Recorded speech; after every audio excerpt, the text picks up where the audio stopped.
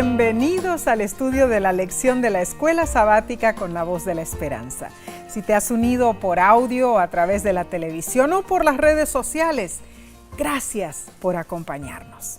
Y es nuestra sincera oración que Dios derrame sus copiosas bendiciones sobre ti y los tuyos. Esta semana deseamos saludar con mucho aprecio a nuestros hermanos y hermanas de Nicaragua. La tierra de Nicaragua. Claro que sí, la tierra de lagos y volcanes, el país más grande de Centroamérica. Cuando visitamos Nicaragua, ¿te acuerdas, Omar? Nos sentimos bienvenidos por su gente cálida y amable. De nuestra parte, les extendemos a través de la distancia un caluroso abrazo. Les amamos en el Señor. Bien. La lección número 12 de este trimestre para el 17 de septiembre se titula Morir como una semilla. Pon tu comentario allí, ¿qué es lo que tú piensas? Este título trae a relucir una intriga, no sé por qué. Uh-huh. Esta lección nos enseñará que la semilla seca de nuestra vida, con su falta de crecimiento y aparentemente sin vida, deberá ser plantada, regada y deberá yacer en el lodo por un tiempo. Solo entonces la nueva vida surgirá y podremos brotar y crecer hasta convertirnos en una planta productiva llena de vigor. Amén. Pero antes que nada, pidamos sabiduría del cielo para entender este estudio. Claro que sí. Oremos. Padre que moras en los cielos, sabemos que nosotros dependemos de ti para el crecimiento espiritual. Necesitamos ser nutridos por tu Hijo amado Cristo Jesús. Y ahora te encomendamos nosotros nuestras vidas, que todo lo que digamos y hagamos sea para honra y gloria tuya. Ayúdanos a entender los mensajes que tienes para nosotros. Y esto lo pedimos en el santo nombre de Cristo Jesús. Amén. Amén. El texto de esta semana se encuentra en Juan, capítulo 12, versículo 24. De cierto os digo, que si el grano de trigo no cae en la tierra y muere, queda solo. Pero si muere, lleva mucho fruto. Esta semana estudiaremos puntos fascinantes, sí. La muerte es un elemento de estudio que cautiva a todas las religiones. El cristianismo bíblico, la muerte tiene dos connotaciones. ¿Sabes? Por un lado, la muerte es el resultado y el castigo por el pecado. ¿Cierto? Pero por el otro lado, nuestra vida con Dios comienza con la muerte. La muerte al pecado en el bautismo. Solo cuando experimentamos esa muerte al pecado, podremos disfrutar plenamente de la vida en Cristo Jesús. Amén. La muerte al pecado nos lleva a vencer y a confrontar el resultado de pecar. Claro que sí. Pero nosotros, todos estos eventos solo podemos entenderlos cuando son posibles debido al sacrificio de Cristo por nosotros. Claro. Solo por medio de Él, su sangre vicaria, como Él dio todo en la cruz por ti y por mí, claro, por ustedes también. Claro que sí. La analogía de la semilla de trigo que Jesús usó en su enseñanza nos trae lecciones muy prácticas. Veamos. Una semilla de trigo colocada en la tierra muere como grano de trigo, pero su vida no es destruida. O sea, hay en esa semilla un germen de vida que no se arruina con su disolución. Y lo fascinante es que en el crecimiento de la nueva planta, esa semilla se convierte en muchas semillas. Ahora, una multiplicación tal no ocurre si la semilla no es arrojada en tierra primeramente. Tal fue el caso del ministerio de nuestro Salvador Jesús. Si Él hubiera elegido no morir por la raza humana, habríamos perecido y no habría habido una cosecha de almas para el reino eterno. Entonces, mediante su muerte, Jesús proporcionó vida a todos los que perseveramos en tener fe en Él. La muerte del grano de trigo ejemplifica nuestra sumisión a la voluntad de Dios. Primero está la caída. El grano que cae del tallo del trigo no tiene control sobre dónde o cómo cae al suelo, ni tiene control sobre el suelo que lo rodea y luego lo presiona. En segundo lugar, está la espera. Como el núcleo, el germen de la semilla, se encuentra enterrado en la tierra, no sabe lo que le depara el futuro. Sí. Ese grano en sí no puede imaginar cómo será la vida en el futuro, Claro que porque no. es solo un grano de trigo latente, Claro. esperando escondido en la oscuridad de la tierra. Y en tercer lugar está la muerte. El germen no puede convertirse en espiga de trigo a menos que renuncie a su caja fuerte. Y esta es una situación incómoda para la semilla o esa semilla. Debe morir, debe renunciar a lo que siempre ha sido antes para que pueda ser transformada de una semilla a una planta, bueno, una planta que da fruto. Esto es tremendo, mis hermanos. Entonces, ¿será que nuestra muerte habla más que nuestra vida? O sea, ¿de qué manera quiere Dios que muramos? En nuestra sumisión a Dios, ¿qué está buscando Él? ¿Significará esto que no debemos hacer preguntas? En su comentario sobre la semilla moribunda, ¿será que Jesús estaba enfatizando la muerte o estaba enfatizando la vida? ¿Y qué es un sacrificio vivo que menciona la palabra de Dios? ¿Cómo evitamos caer en una sumisión hosca o retraída? Ay, Omar, son tantas preguntas en realidad. Tengo otra. ¿Cómo podemos revelar a Dios en lo que pensamos y hacemos? La lección de esta semana nos insta a someternos. ¿Someternos a quién? A Dios. Claro que sí. Pero debemos reentender de qué manera Dios requiere que nos sometamos a Él. Así es. El libro Sermones Escogidos, volumen 1, página 188, lo clarifica. Dios desea derramar su poder transformador en este momento. ¿Dónde está la voluntad de ustedes? ¿O está del lado de Satanás o del lado de Cristo? Ahora depende de ustedes. ¿Someterán hoy su voluntad a Cristo? En ello consiste un nuevo corazón. Es la nueva voluntad, una nueva forma de pensar.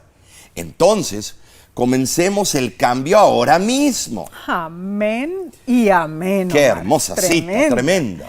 Entonces, esta semana, hermanos, contestaremos las siguientes preguntas. Si sabemos que la voluntad de Dios es lo mejor para nosotros, ¿por qué nos cuesta tanto aceptarla? Tremendo. ¿Qué ejemplo de sumisión nos dejó Cristo?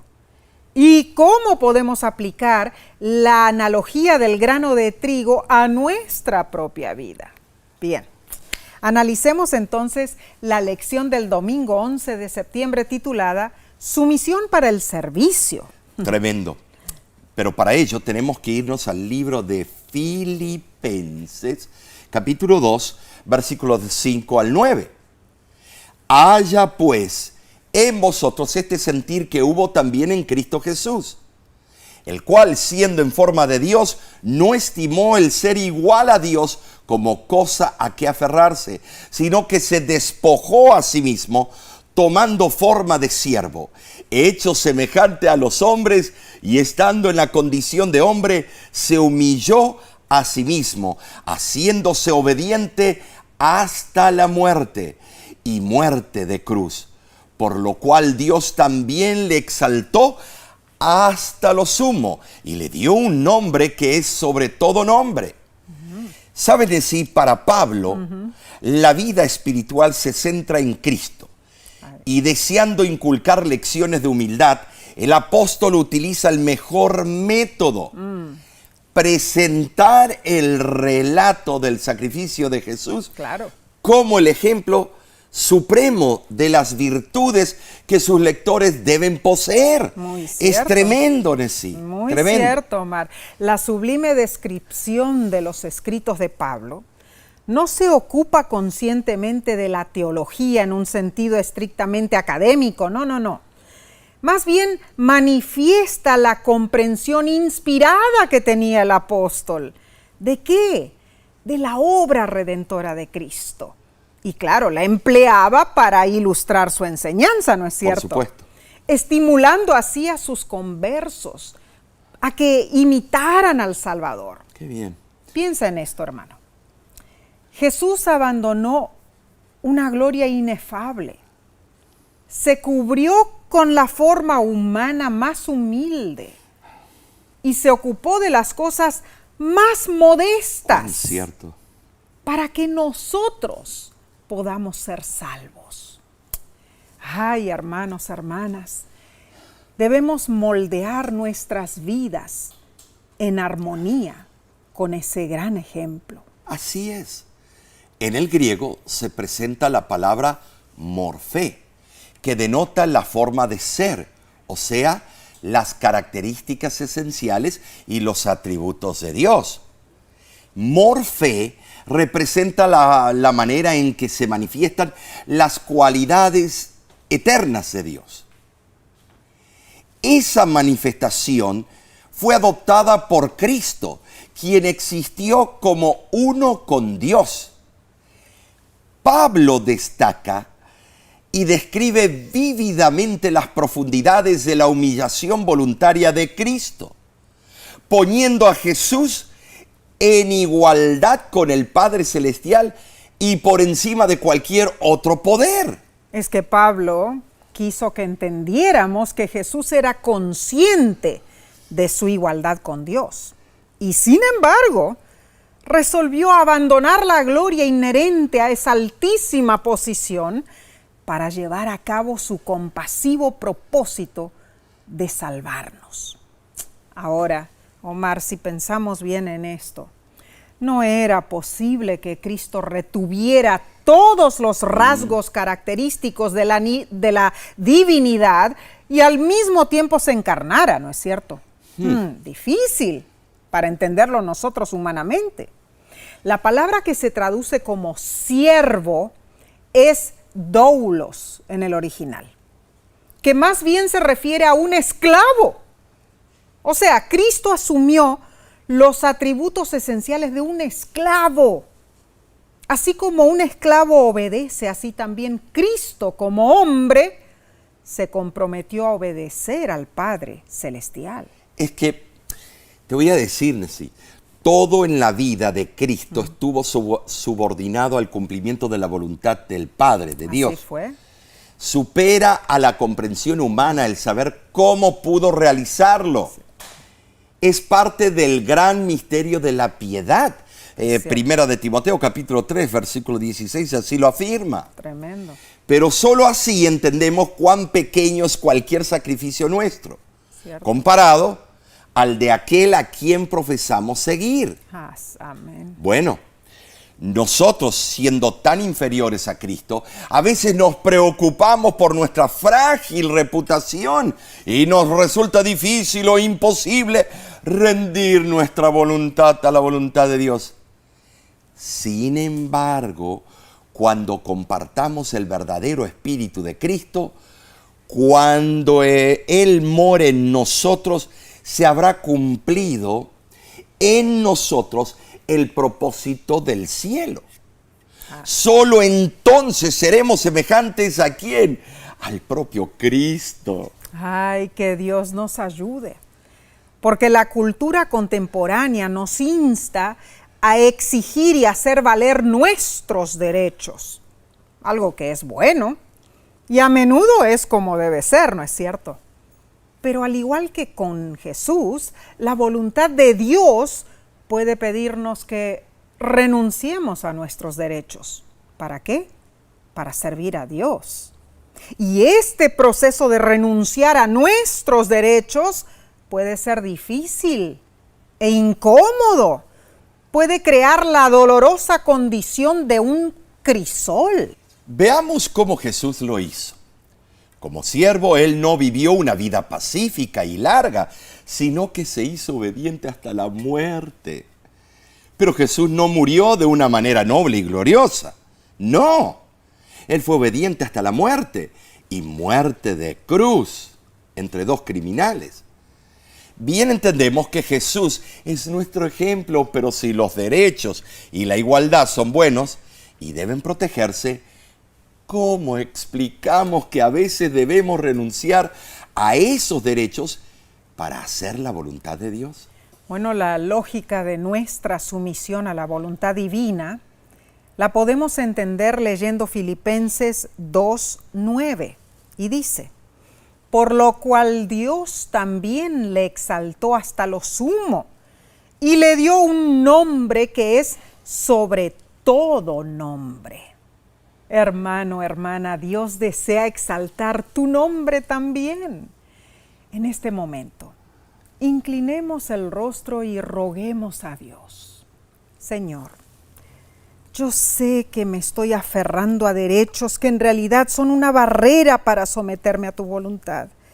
Me estoy arraigando a cosas que no me permiten hacer tu voluntad, ni servir a mi familia, ni a mi iglesia, ni a quienes me rodean. Ayúdame, Señor, ayúdame a soportar la incomodidad de dejar a un lado mi egoísmo. Es que deseo servirte, Señor. Lo quiero hacer fielmente y ayudar a mi prójimo también. Te lo pido en el nombre de Jesús. Amén. Amén. Sí, mi hermano, mi hermana. Esta debe ser nuestra oración. Y en realidad, Omar, cada vez que oramos de esta manera, debemos también pedir a nuestro Padre Celestial que nos enseñe cómo lo debemos hacer, ¿no es cierto? Claro, cómo debemos el camino a subyugarnos a nosotros mismos, morir como la semilla para poder dejar el ego renacer. es lo más difícil para un ser humano. Cierto, Omar, pero puede Nos ser creemos hecho. a veces la divina pomada y somos cierto. unas pulguitas en el universo. ¿No? Así es, Omar, pero con la ayuda de Dios lo podemos lograr, hermanos. Seguiremos con la lección del lunes en unos segundos. No te vayas, volvemos enseguida.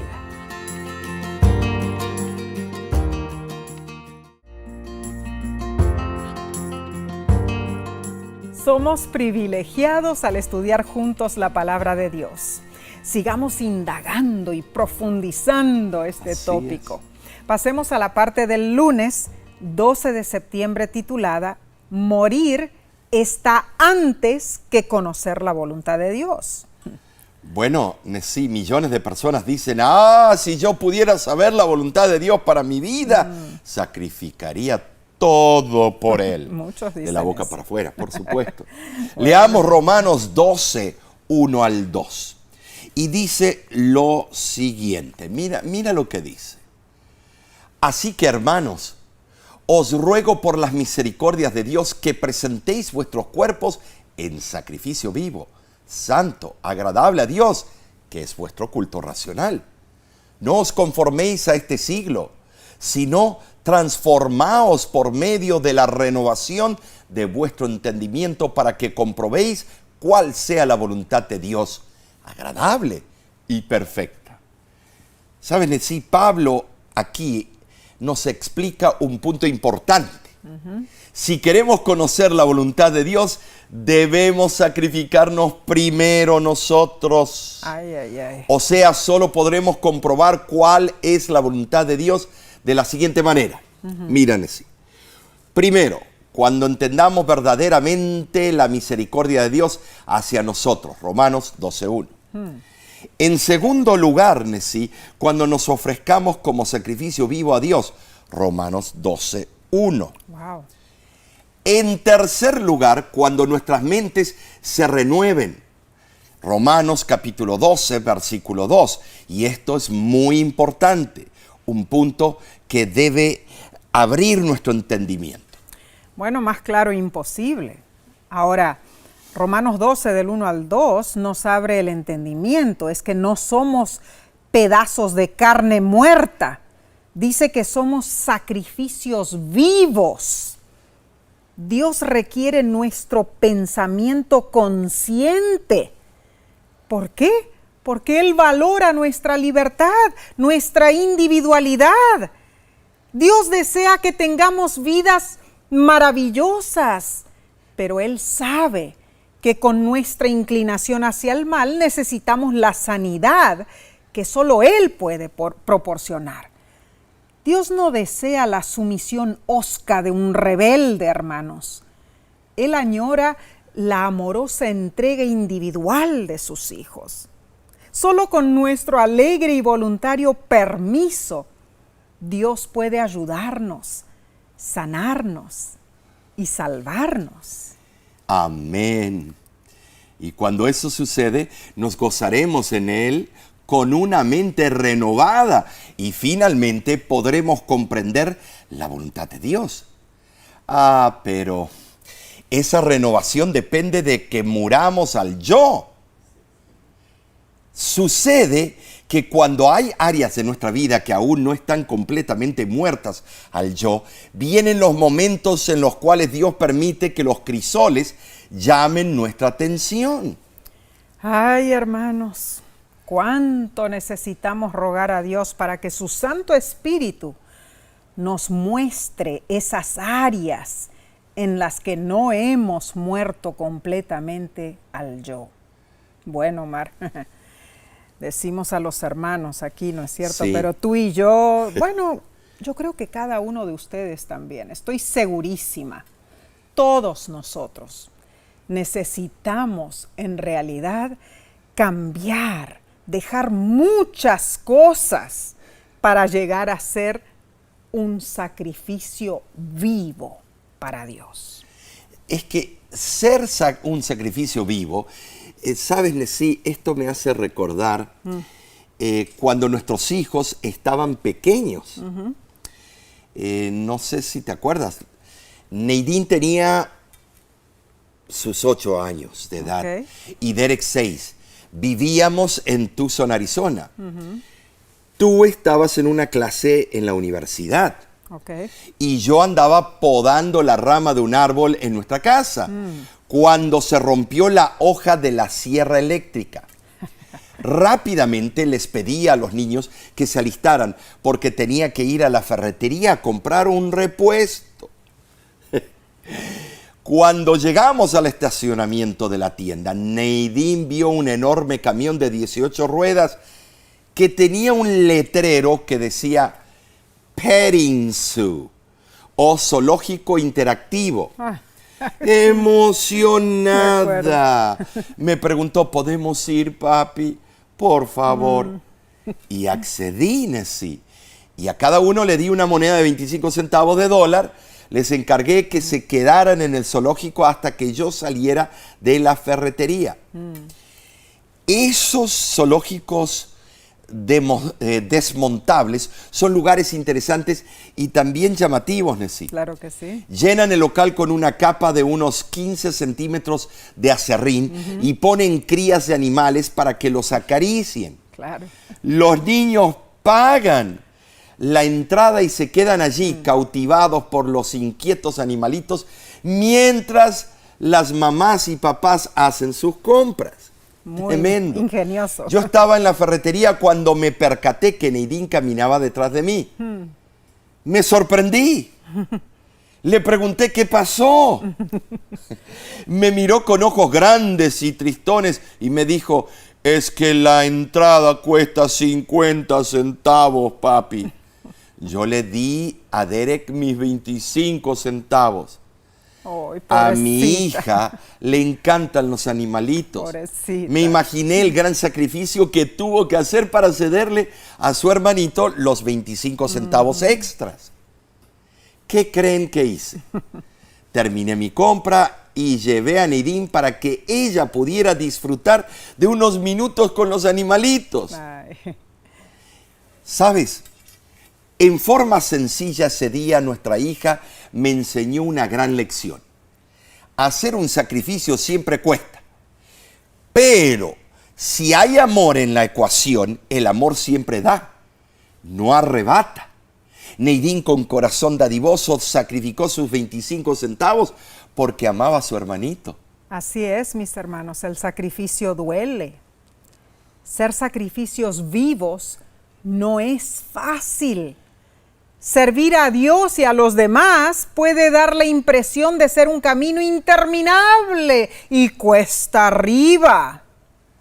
Ay, ay, ay. Sin embargo, Omar, yo creo que si ponemos en perspectiva esa lucha y los sentimientos negativos, debemos recordar que nuestro sacrificio aquí en la tierra es solo momentáneo. Así es. Si podemos afirmar que Jesús es suficiente para nosotros, para ti, para mí, para ti, Omar. Claro. Jesús es suficiente. Si podemos proclamar que vale la pena vivir por la promesa de recompensas eternas y celestiales, Amén. Entonces esa percepción cambiará nuestro enfoque del sacrificio, hermanos. Saborearemos la oportunidad de servir al Señor con abnegación. Que Dios nos ayude a cambiar nuestras actitudes egoístas por el gozo de sacrificarnos a fin de conocer la voluntad de Dios. Y que en el día final cada uno de nosotros tenga el honor de escuchar a Jesús decir: bien, buen siervo y fiel, entra en el gozo de tu Señor. Amén. Amén. Así sea. Claro que sí. Veamos lo que sigue en la lección del martes 13 de septiembre titulada Disposición a escuchar. Los capítulos 2 y 3 de Primera de Samuel describen a un anciano que tenía 2 hijos malvados que no escucharon a Dios. Aunque hubo fuertes advertencias divinas para que cambiaran su rumbo, no lo hicieron, sí. En contraste, cuenta la historia de un niño que sí oyó la voz del Señor. Sí fue. Para ello, vamos al Antiguo Testamento, a Primera de Samuel, capítulo 3, versículo 10. Y dice así: y vino Jehová y se paró y llamó como las otras veces: Samuel, Samuel. Entonces Samuel dijo: habla, porque tu siervo oye. Dios manifestó bondadosamente su presencia, sabiendo que esa era una experiencia nueva para el pequeño Samuel. Era un niño. No se describen detalles, pero se entiende que tanto el anciano sacerdote como su pequeño ayudante comprobaron que allí estaba la presencia de un poder sobrenatural. Amén. ¿Te imaginas eso? Tremendo. Y ambos, inducidos por el Espíritu Santo, estuvieron dispuestos a oír y obedecer. Ay, Omar, y eso no hubiera sucedido si el mensaje de Dios se hubiera dirigido, por ejemplo, a Ofni, Oh, no. el hijo de Elí. De igual manera vemos el contraste entre cómo recibieron el reproche de Dios Saúl versus David. ¿En serio? ¿Es cierto? Saúl abundó en censuras y excusas, pero David, consternado, no se disculpó por su pecado. Procuró tener un corazón limpio y un espíritu recto. Ahora, hermanos, podemos hacernos la pregunta: ¿por qué Dios no le habló directamente a Elí? Este sacerdote, aunque sus hijos fueron rebeldes, parecía ser un hombre sincero y humilde, ¿no? Pero recordemos que había ocurrido un cortocircuito, sí, una interrupción en la comunicación entre el cielo y el profeta. Es que Dios ya no se comunicaba más con Elí, ni con sus hijos. Tremendo esto. El autor de la lección comenta lo siguiente: los hijos de Elí tenían otros móviles en mente más allá de las cosas de Dios. No estaban listos para someter sus vidas a la voluntad del Señor. ¡Qué contraste con el joven Samuel! El predicador Charles Stanley describe cuán esencial es escuchar la voz de Dios. A esto él lo llama cambiar de aceleración a punto neutro. Él dice: el Espíritu Santo no habla por el bien de transmitir información. Habla para obtener una respuesta, una reacción. Y Él sabe cuándo nuestra agenda ocupa gran parte de nuestra atención. En esas circunstancias a menudo guarda silencio. Él espera que estemos en un punto suficientemente neutro para escuchar y eventualmente obedecer. Te pregunto, mi hermano, mi hermana, ¿qué crees que quiso decir ese autor con estar en un punto suficientemente neutro? La lección te pregunta, cuando piensas en tu entrega a Dios, ¿qué cosas te impiden estar lo suficientemente neutro para escuchar y eventualmente obedecer? ¿Qué necesitas hacer en tu vida para cultivar la capacidad de aceptar la voz de Dios y a decidir ser obediente a su dirección? Omar, estas preguntas en realidad tremendas debieran y profundas. Debieran hacer recapacitar nuestras prioridades, ¿no es cierto? Ver qué es lo más importante. Y la escala de valores que tengamos. Claro, claro que sí. La historia de Samuel es más que simplemente oír. Muy cierto. Es más que un acto auditivo de registrar las palabras de alguien. Claro que sí. ¿Sabes? Se trata de obedecer lo que oímos. Amén. A lo que oímos. El nombre de Samuel significa oído por Dios. Así es. Tremendo, todo relacionado, todo encaja. Dios había oído la oración de su madre, Ana, y fue misericordioso con ella. Una mujer de Dios, piadosa, virtuosa. Y el pequeño Samuel oyó y obedeció a Dios. Y es interesante que cuando Samuel al principio no conoció la voz de Dios, Elí le aseguró la identidad del que le hablaba. Interesante. Elí le dijo, si te llamare, dirás, habla Jehová, porque tu siervo oye. Primera de Samuel 3:9. Hermoso. Bueno, de hecho, el resto del libro de Samuel, y puedo decir toda la Biblia, se trata de oír y obedecer. Oír y obedecer. O se trata de la falta de obediencia. En algún momento, los seres humanos dejaron de oír a Dios y Dios dejó de oír sus lamentos. Hace un tiempo atrás, un guardabosques del Parque Nacional de Yellowstone, conducía un grupo de turistas a un puesto de observación de incendios. En cierto momento su radio de 2 vías empezó a emitir muchísimo ruido y el guardabosques estaba tan concentrado en contarles a los turistas sobre la fauna y la flora del parque que consideró que los mensajes en su radio de 2 vías lo distraían, así que lo apagó. Cuando el grupo se acercaba a la torre de observación, un vigía corriendo los alcanzó casi sin aliento y le preguntó al guardabosques por qué no había respondido a los mensajes en su radio. Había un oso pardo acechando al grupo de turistas y las autoridades querían advertirle a través de la radio. Ese guardabosques puso en peligro a todo el grupo al desconectar su radio, hermano, hermana. Cada vez que nos desconectamos del Espíritu Santo o ignoramos las advertencias de Dios, nos ponemos a nosotros mismos y a los que nos rodean en peligro. Para mí esta historia fue una historia muy importante, con una gran lección.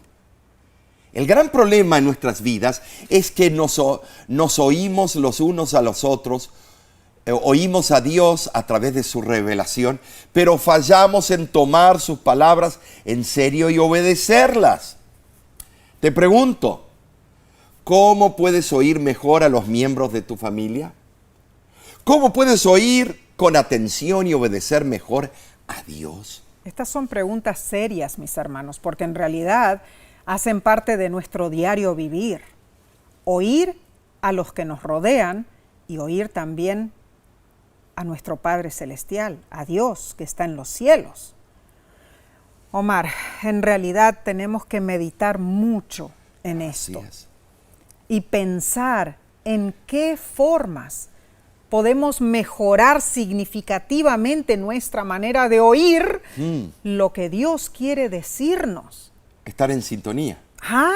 Muy importante lo que dijiste, Omar. estar en sintonía con nuestro Padre Celestial.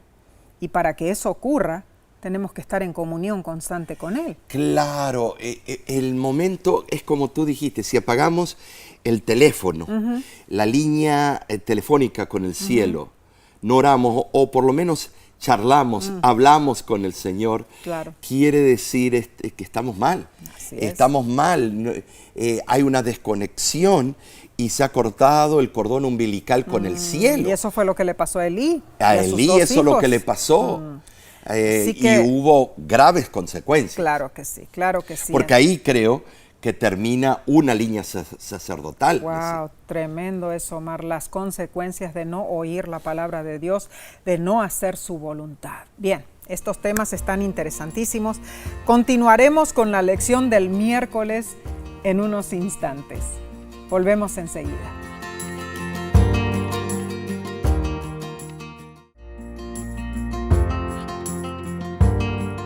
Este estudio nos trae exhortaciones certeras para nuestras vidas. Prestemos atención a la voz de Dios. Veamos la parte del miércoles 14 de septiembre titulada Autosuficiencia. Bueno, esta palabra es muy narcisista. Autosuficiencia significa autarquía, presunción, orgullo, bueno, jactancia. Cierto. En este día la lección menciona a Eva y a Saúl. Qué interesante, qué mezcla. Cierto. Cuando Eva pecó en el jardín del Edén, no simplemente dudó de la palabra de Dios. El corazón de su problema era su creencia de que ella tenía suficiente sabiduría para decidir por sí misma Muy cierto. lo que era bueno y lo que era justo. Qué peligro. Ella confió en su propio juicio. Bueno, la cuestión en torno al árbol del conocimiento del bien y del mal era reconocer quién era el juez y quién era la fuente y la norma de lo que es recto. Al prohibir comer del fruto del árbol, Dios se estableció a sí mismo como la única fuente de rectitud en la tierra y, lógicamente, en todo el universo. ¿Qué pasó entonces, mis hermanos? Que al comer del fruto del árbol, Eva decidió que ella era la fuente de la rectitud. Una cosa es que alguien ejerza la rectitud y distinga entre el bien y el mal a través del prisma de la revelación de Dios. Pero otra cosa es establecerse uno mismo como fuente y norma de rectitud frente a la revelación y mandato de Dios. Hacer esto es caer en el error de declararse como Dios, de rebelarse contra Dios. Es que cuando confiamos en nuestro propio juicio, en lugar de confiar en Dios, nos abrimos a todo tipo de problemas. Y eso es enfático. Esto lo vemos también en el caso del rey Saúl. La historia de Saúl describe los pasos hacia la autosuficiencia y la tragedia que siguió tan rápidamente.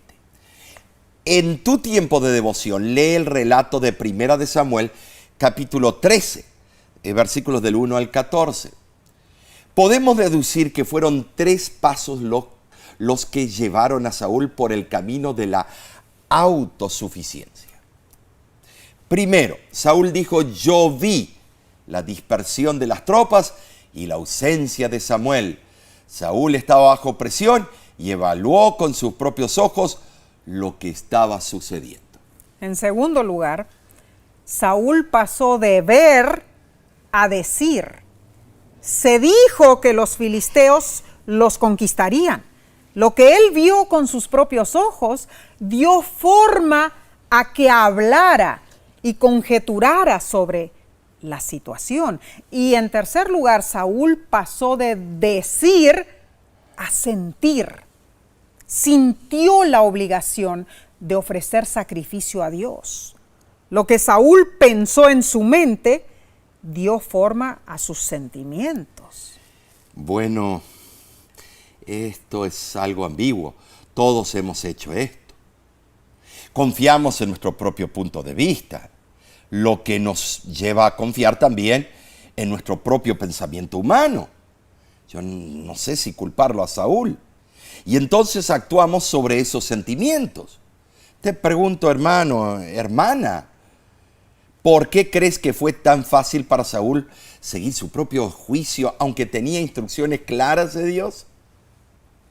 Bueno, si sabemos que somos así de frágiles y tenemos un conocimiento tan imperfecto, ¿por qué todavía tratamos de confiar en nosotros mismos? Ay, Omar, bueno. Otra pregunta, ¿qué podemos hacer para aprender a confiar en lo que Dios nos pide más que en nosotros mismos? Ay, ay, ay, ay, ay. Estas preguntas son tremendas, Nancy. La altivez, el orgullo, se adueña de millones de personas. Y eso es cierto en todo el mundo. En 1946, en un almuerzo famoso presidido por Sir Mark Atchison Young, se llamaba Atchison Young, era el gobernador de Hong Kong. Cierta dama, una de las damas más distinguidas, llegó al salón donde se serviría la comida y se sintió profundamente humillada al descubrir que estaba sentada al extremo más lejos de la mesa en vez de estar cerca del anfitrión, cerca del gobernador. Al terminar el almuerzo, ella se acercó a Sir Mark y le dijo con mucha sequedad: estoy muy indignada. Según parece, a usted no le importa dónde se sientan sus invitados de honor. Señora, replicó el gobernador, a mis invitados de honor, o sea, los que son personas importantes de verdad, no les interesa el sitio donde se sientan a la mesa. La verdad es que quienes se preocupan por eso no son realmente importantes. ¡Ay, qué bofetada! Yo hubiera salido corriendo como una liebre. ¡Qué lección aprendió esa dama orgullosa! En el libro Fe y Obras, página 88, la sierva del Señor amonesta: si el alma ha de ser purificada y ennoblecida y hecha idónea para las cortes celestiales, hay dos lecciones que tienen que ser aprendidas: abnegación y dominio propio. Algunos aprenden estas importantes lecciones más fácilmente que otros, porque están formados en la sencilla disciplina que el Señor les da con dulzura y amor. Otros necesitan la lenta disciplina del sufrimiento para que el fuego purificador pueda depurar sus corazones de orgullo y autosuficiencia, de pasión mundanal y amor propio, a fin de que pueda surgir el oro genuino del carácter y puedan llegar a ser vencedores mediante la gracia de Cristo. ¡Wow! ¡Cuán ciertas esas palabras! Tremenda cita. Sí, la verdad. Necesitamos practicar la abnegación y el dominio propio, mis hermanos. Tú, Omar, también. Todos nosotros sabemos que eso es necesario para que dejemos a un lado el orgullo y la autosuficiencia. Pero tal vez te preguntes, ¿cómo entonces tomo decisiones? Si bien los juicios humanos pueden ser defectuosos, ¿de qué otra manera voy a decidir? Excepto usando mi cerebro. Es cierto, claro. Bueno, la respuesta está en combinar la evidencia de la palabra de Dios junto con la lógica humana para asegurarnos de que tomemos decisiones bien informadas. Y lo más importante, que tomemos decisiones guiadas por el Espíritu Santo. Tremendo. Estos son consejos certeros y sabios de la palabra de Dios. Vayamos al estudio del día jueves 15 de septiembre, titulado Sustitutos. Interesante. Vimos que si confiamos en nuestra autosuficiencia, nuestra sumisión a Dios será derrocada. Sí, seremos vencidos. Pero también es posible caer en el error de confiar en otros sustitutos para Dios o por Dios. Hay personas que cuando se sienten deprimidas se van de compras para ser felices. Cierto. Algunos cuando se sienten inadecuados rebuscan como sea obtener la fama. Wow. Bueno, Así es. otros cuando tienen dificultades con su cónyuge buscan a alguien más que les brinde intimidad y emoción. Ay, qué triste. Pero cierto en muchas situaciones. Lo que sustituye a Dios puede aparentar aliviar la presión y el estrés, pero no resuelve el problema, mis hermanos. Solo la ayuda de Dios puede lograr eso. Sucede que a veces dependemos de los sustitutos de Dios en lugar de depender de Dios. El autor de la lección presenta 3 sustitutos de Dios en nuestras vidas. Ay, ¿cuáles serán? Número 1, usamos nuestra lógica humana cuando en verdad necesitamos la revelación divina. Número 2, bloqueamos los problemas de nuestra mente cuando en verdad necesitamos soluciones divinas. Wow, cierto. Y número 3, escapamos de la realidad y evitamos a Dios cuando en verdad necesitamos estar en comunión con Él para recibir su poder. Wow, cuán etéreo es nuestro razonamiento, Omar. Sí. Leamos Zacarías, capítulo 4, versículo 6. Esta es palabra de Jehová a Zorobabel que dice, no con fuerza, sino con mi espíritu, ha dicho Jehová de los ejércitos. Bueno, en el entorno histórico, Tremendo. después del largo exilio en Babilonia, Israel regresó a su tierra e inmediatamente se inició la reconstrucción del templo. Pero había terrible oposición. Oh, tremendo. Entonces Zacarías animó a Zorobabel, quien estaba al control de ese arduo trabajo, ¿no? Tremendo. A veces no se habla mucho de ese templo, el templo de Zorobabel, y lo que él hizo. Él, Nehemías, Esdras, todos ellos en las diferentes etapas del pueblo de Israel. Cierto. Zorobabel y sus compañeros estaban deprimidos frente a la oposición de sus enemigos. Tenían escasos recursos para la obra de restauración. Muy cierto. Nehemías capítulo 4, versículo 17, explica lo siguiente. Los que edificaban en el muro, los que acarreaban y los que cargaban con una mano trabajaban en la obra y en la otra tenían la espada. Habrá sido complicadísimo, Nesí, trabajar en esas circunstancias. La verdad que sí. Pero la visión divina mostró que los propósitos de Dios para Israel se lograrían, no con ejército ni con fuerza, sino mediante el poder del Espíritu Santo. Amén. Hay un corito, no con espada ni con ejército, fuerza, claro. sino con su Santo Espíritu. Claro. Pero la lección nos pregunta, Omar, ¿cómo podría el Espíritu Santo intervenir en la construcción de un edificio? ¿Qué nos enseña esto sobre cómo el Espíritu Santo nos puede ayudar en las cosas prácticas de nuestra vida? Ahora, Dios no impidió la oposición a la construcción del templo, hermanos. Dios tampoco libró a Zorobabel del estrés. No. Asimismo, Dios no siempre nos protegerá a nosotros de la oposición. Pero cuando venga esa oposición, Dios puede utilizarla como un crisol para enseñarnos a depender de Él. Te pregunto, amigo, amiga, hermano, hermana, cuando te sobreviene el estrés, ¿cómo reaccionas tú? ¿Comes en exceso? ¿Miras televisión? ¿O te sometes a Dios en oración? Tu respuesta a las pruebas puede ayudarte a entender lo que necesitas cambiar. Una cosa es cierta, Nesí. Debemos abandonar nuestro orgullo y anonadarnos, someternos, a la voluntad de Dios. Muy cierto. Dios no nos pide algo risible. No.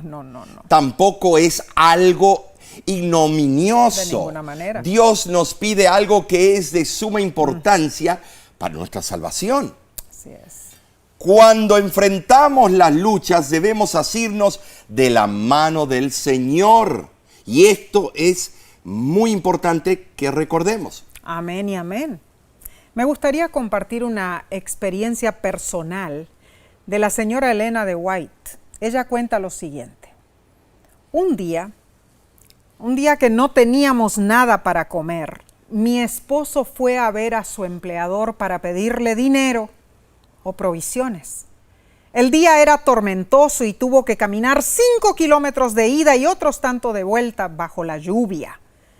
Vino a casa cargado con un saco de provisiones. Así cruzó por el pueblo de Brunswick, donde a menudo había dado conferencias. Al verlo entrar en casa muy fatigado, sentí desfallecer. Mi primer pensamiento fue que Dios nos había desamparado. Le dije a mi esposo, ¿a esto hemos llegado? ¿Nos ha abandonado el Señor? No pude contener las lágrimas y lloré amargamente por largo rato hasta desmayarme. Oraron por mí. Pronto noté la placentera influencia del Espíritu de Dios y deploré haber cedido al desaliento. Nosotros deseamos seguir e imitar a Cristo, pero a veces desfallecemos bajo el peso de las pruebas. Los sufrimientos y las pruebas nos acercan a Jesús. El crisol consume las escorias y abrillanta el oro. Omar. Tremenda estas notas biográficas, sí. Es cierto, esta cita nos habla al corazón del desánimo, hermanos, y nos da una nueva perspectiva. Amén y amén, sí. Bueno, hemos llegado, sí, al final de esta semana. Nos hemos llenado del poder del Espíritu Santo. Gloria a Dios. Alabado sea el nombre de Dios. Amén. Recapitulemos los 2 puntos principales del estudio. Primero, nuestra muerte al pecado permite que el Espíritu Santo more en nuestro corazón para implementar la transformación de nuestro carácter a la imagen de Jesucristo y para capacitarnos a hacer sacrificios vivos y obedientes a Dios. Amén. Número 2, si no morimos al pecado, corremos el peligro de vivir en egocentrismo y autosuficiencia. El pecado lleva a la muerte eterna. Así es. En contraste, una vida y sumisión a Dios nos dará la victoria de gozo eternal. Oramos para que pongamos estos valiosos consejos en práctica, hermanos. Bien, Omar. Tremendo. La semana que viene repasaremos la última lección de este trimestre. No se puede creer, ya hemos llegado tremendo. al final de este trimestre. Wow, es Pero, ¿cómo se impresionante. titula? Bueno, el próximo estudio, se titula Cristo en el crisol. Bueno, tenía que ser, comenzamos así y terminamos de esta manera. Tremendo. Es importante, todo este trimestre, hablando del crisol, espero que hayamos aprendido cuál fue el crisol para esos patriarcas, esas matriarcas, para el propio Cristo cuando vino a la tierra, y nuestro crisol, aquello que nos está puliendo en forma cotidiana.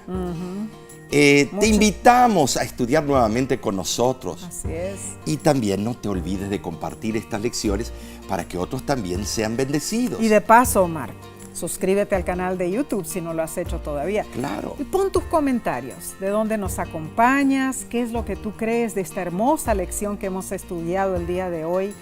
Y ora por las personas que todavía deben entregar su corazón a Cristo Jesús. Ora por aquellas personas que tienen que hacer un cambio grande en sus vidas. Más aún, ora por ti mismo, para que Dios te muestre los cambios que tú debes hacer en tu vida. Tremendo, un autoanálisis. Para que puedas seguirlo más de cerca. Ahora, Nessie, si deseas, vamos a decir, obtener más información de La Voz de la Esperanza y de toda la programación, bueno, ¿qué debes hacer? Puedes ir a la página de internet www.lavozdelesperanza.org lavoz.org. Allí encontrarás la información de nuestros cursos bíblicos, la historia de la Voz de la Esperanza que comenzó desde 1942 y cómo nuestro ministerio trabaja todavía para servir al mundo hispano hablante. Y también, sí, segmentos como Ayúdame a Entender, las predicaciones del fin de semana. Muy cierto. Tienes que ver eso. Hay materiales valiosos, mis materiales hermanos. de salud, Claro, familia, profecías, series de sermones. Todo está a tu disposición para predicar el Evangelio. Amén. Y de nuestra parte, nos veremos la próxima semana. Te enviamos un gran abrazo. Que Dios te bendiga y te guarde.